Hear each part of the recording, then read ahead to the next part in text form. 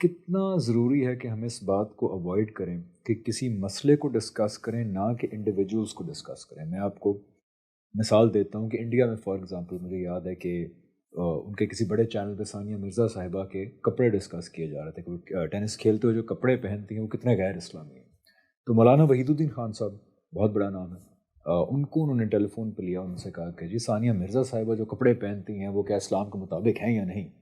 تو انہوں نے مجھے کہا بھی ثانیہ مرزا نے تو کبھی نہیں پوچھا میرے سے, تو وہ پوچھیں گی میں ان کو بتا دوں گا. یعنی کہنے کا مقصد یہ تھا کہ یہ تو حق ہے میڈیا کو کہ وہ یہ ڈسکس کرے کہ اسلام نے کپڑے کس طرح کے آرڈین کیے ہیں خواتین کے لیے یا مردوں کے لیے کیا آداب آرڈین کیے ہیں, لیکن نام لے لے کے شخصیات کو پک کر کر کے ان کو بیش کرنا, ان کو ڈسکس کرنا, یہ بھی کس حد تک ناجائز ہے؟ بالکل ناجائز ہے جی, یہ بالکل مکروہ عمل ہے. اس کا جو نتیجہ علماء چاہتے ہیں نکلے, نہ صرف یہ کہ وہ نتیجہ نہیں نکلتا, اس کے نتیجے میں لوگ دین سے اور دور ہو جاتے ہیں.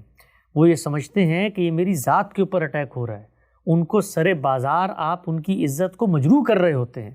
آپ یہ دیکھیے, ہم سب ایک خاص مذہبی روایت سے اٹھے ہیں, آپ کو بھی بچپن میں اس کا سامنا ہوا ہوگا کہ ہم مسجدوں میں نماز پڑھنے جاتے تھے, تو اب ہمارے جو ارد گرد کے لوگ ہوتے تھے ان کو لگتا تھا کہ بچے کے سر پہ ٹوپی ہونی چاہیے. کبھی آپ نے دیکھا ہے کہ کیسے لوگ آ کر ٹوپیاں آپ کے سر کے اوپر رکھ کے چلے جاتے تھے؟ یا بچوں کو صفوں میں نہیں کھڑا ہونا چاہیے تو کیسے کھڑے ہوئے بچے کو نماز پڑھتے ہوئے اٹھا کے پیچھے کر دیتے تھے؟ کبھی دیکھا ہے؟ میں آپ کو یقین سے کہتا ہوں, مجھے 20 لوگ ملے ہیں جو ملحد ہو گئے, جنہوں نے دین چھوڑ دیا. اس کی وجہ کیا تھی؟ اس کی وجہ یہ رویے تھے. بھائی ثانیہ مرزا کے کپڑے اگر میں سمجھتا ہوں خلاف شریعت ہیں تو میں اس کو سوسائٹی میں بے عزت کیوں کروں؟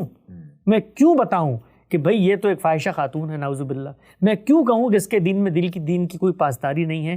میں کیوں نہ اس کے پاس جاؤں, اس سے رابطہ قائم کروں, اس کے دل میں خدا کی محبت اجاگر کروں, اور جب محبت اجاگر ہوگی تو خدا کی حدود کو بھی پہچانے گی. جب حدود کو پہچانے گی تو اس کا ظہور بھی ہوگا. وہ ظہور جہاں فکر میں ہوگا وہیں بدن پہ بھی ہو جائے گا. لیکن ہم کیا کرتے ہیں؟ ہم ان کو ذلیل کرنا چاہتے ہیں سوسائٹی میں, ہم ان پر تہمتیں باندھتے ہیں اور ہم لیبل لگا دیتے ہیں کہ بھئی یہ لوگ تو بے دین لوگ ہیں.